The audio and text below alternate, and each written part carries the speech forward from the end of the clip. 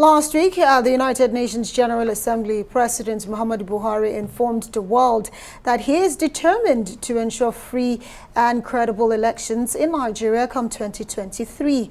But he said Nigeria will provide a model that will help to stabilize democracy. Well, the question is, how much has President Buhari done to really guarantee free and credible elections in 2023? And what more needs to be done to make this promise credible? Well, let's bring in our analyst, Dr. Sam Amadi. Thank you for being here, Dr. Amadi. And of course, we have seen the president. He was there. Beautiful presentation, if you ask me. Gave a lot of confidence, talking about the fact that he will not go beyond his tenure. That reassurance there at the UN. But very critical. He says elections will be free and credible. In your opinion, would you say that this administration has actually done enough to really have this confidence that he's pushing to the international community for those of us back home to actually see and say, yes, this administration is determined to pursue a free and credible elections in 2023? Well, I think first, he gave a brilliant speech in my view. And again, the question is, he has some things to brag about. Interestingly, he didn't originate them. We know that this president refused to sign 2 amendments. And finally, he signed up to one that now looks like a good one. So the point is trying to say, well, we've got a law that is fair in terms of dealing with some of the noticed deficits in the previous electoral regime. So we now have, with INEC mandating electronic transmission, we now have a much more credible legal framework for primaries. And we saw an improved primary election compared with what we had in 2018-2019. So in those sense, the president can now brag that we have a good law, we have a much more sanitized internal democracy. We've seen candidates find it difficult to change those who are nominees of that election. In the past, we saw direct primaries look like fraud, but now we saw more credible. Again, we can say that this INEC too has also started dealing with some of the misperception and improving things. So to that extent, this president can say, we put framework, but let's not forget that there were some dalliance, some delay, some half-heartedness, but the laws eventually signed under his regime is his own law.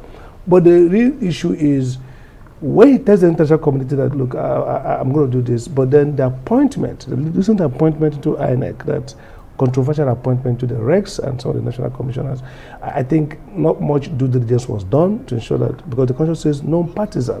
And so the president's biggest shortcoming will be how he positions quality personnel to drive this electoral improvement. So we see an electoral improvement in terms of law. We've seen provision for elections. We see better timelines, management of timelines. But the only underbelly now is, are we going to have electoral officers who will be credible, no partisan, and that's where the shadow is cast on the electoral landscape. We're not too sure, because those appointments, a few of them are questionable, and the president could probably have chosen less partisan, less controversial figures, because the personnel is as good as the law. The personnel who manage elections, they said the most important part of those who vote, but those who count the votes. So if you really pack electoral body with people who lack credibility and who have that non-partisanship that's critical for credible and fair and free election, you might be undermining the good work you've done through legislation. Okay, Dr. Sam Amadi, good way to start the analysis there. I mean, for President Buhari and living a sustainable and enduring, electoral process for Nigeria. The concern during, general elections in Nigeria is the issue of logistics. INEC has been applauded greatly. Off-season elections from Edo State to Anambra, Ekiti, Osun now, you get the point. Yes, I mean, it's hooray. Localized elections. But generally elections, and when they go to hire trucks from vehicles from the National Union of Road Transport Workers, how do you guarantee the ballot papers, the electoral materials from there? I think you're right. There are two problems with levels of assessment. One is logistics, which is project management. By now, we expect that INEC would have improved thoroughly. The learning curve should have been steep. That means they should have learned a lot. We saw crisis in 2019. We've seen it every election. Either the candidate doesn't work, materials arrive late, issues around road transport workers, ad hoc staff not properly trained and not well deployed. But at this level, INEC should master those challenges. Now, we can say we've seen test run in Osho Ekiti, not flawless, but a large extent improvement.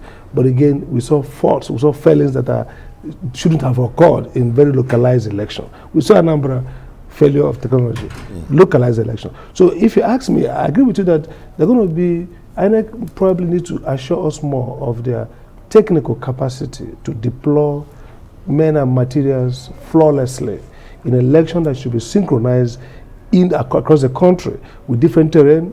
Today, we heard some people talk about security and gave assurance. I think Governor of Kogi yesterday also gave assurance that insecurity will not hamper election. So we have seen more communities. In the past, we didn't have Southeast communities included. Now, local governments in Olo, maybe a few in Anambra, are now spotlighted as areas where you might have difficulty for free and fair elections. So I think the burden is increasing. And we don't seem to be seeing a ramping up of INEC's managerial capability. The other issue is credibility. You see, people look at elections as a transaction. It's more of a regulatory issue, decision making. So if, for example, logistics fail in X place, does INEC have a certified process for making that decision to say cancel, repeat, or accept the result? In 2019, we saw dispute. We just say, okay, INEC goes in and comes up magically and say, we accept, we don't accept. That is not regulatory process. So my worry is that INEC has not developed that in-house capability and procedure that Nigerians already know what INEC would do if X happens. Absolutely. Well, some would actually argue and say, even though the laws actually give INEC some level of power, sometimes it seems as if INEC is not sure of where, its powers are supposed to go beyond. Absolutely. Because you see some things that you expect them to put their foot down on that don't happen really. But Dr. Amadi, as we get ready to wrap up these conversations, you've highlighted some areas that are challenging and INEC needs to fix that. But let's talk about Nigeria and this election and what it really means, not just for us as a people, but the sub-region. We'll see an inclusion of the military and all of that. Nigeria's election and what it means for democracies across the sub-region. In fact, the election being free and fair is more important than who wins. If you look at Mali, Mali was one of the poster child of democracy in Africa until it began to unravel through election. You look at across Africa. So like President Buhari says, if Nigeria gets it right in 2023, it's not just about getting good governance, which is important. It's that we begin to reassure back Africa coming back to the democratic ways. In 2015, we had first consolidation, power move from a ruling party to opposition. Now, can we consolidate that consolidation itself? And so this election is not just about who wins, and it's critical. Fiscal crisis, economic crisis, insecurity. So the character of who succeeds is important. But more important, one can argue, is the fairness, freeness, and the fact that the election ends in February 2050, thereabout. Presidency, maybe in 2 days, result is given, everybody sits at home and say, congrats to the winner. And there's no issue around maybe mobilizing street fights and street war. There'll be no second NSAS. That is more important. If we look at the sub-region, Nigeria unraveling is a major essential crisis for the sub-region. And African leaders are now thinking around, how do we control this crisis? And so Nigeria's successful election, adding to Ghana, adding to South Africa, helps to recreate again the sense of African rising in a democracy sense. So Africa has suffered some regression in terms of stability and democracy. Now it's time for Nigeria to move faster and give back assurance to internationals that, look, democracy can survive and consolidate in Africa. In all of this, we saw, a lesson that all Nigerians in Kenya, within 30 days, the Supreme Court of Kenya had delivered a judgment, a dispute in the conclusively. Thank you very much. Very important. Do we have such standardization in Nigeria? Because when you talk of the electoral process, you cannot exclude the judiciary. Totally Totally correct. It takes forever in Nigeria. The Electoral Act has tried to abridge, but then the Supreme Court has to develop that managerial capacity of the Kenyan government. For example, we saw what the last judgment 2 days ago, the Supreme Court said over issue of zoning. The way they came and used preliminary objection to determine the main suit and clear it.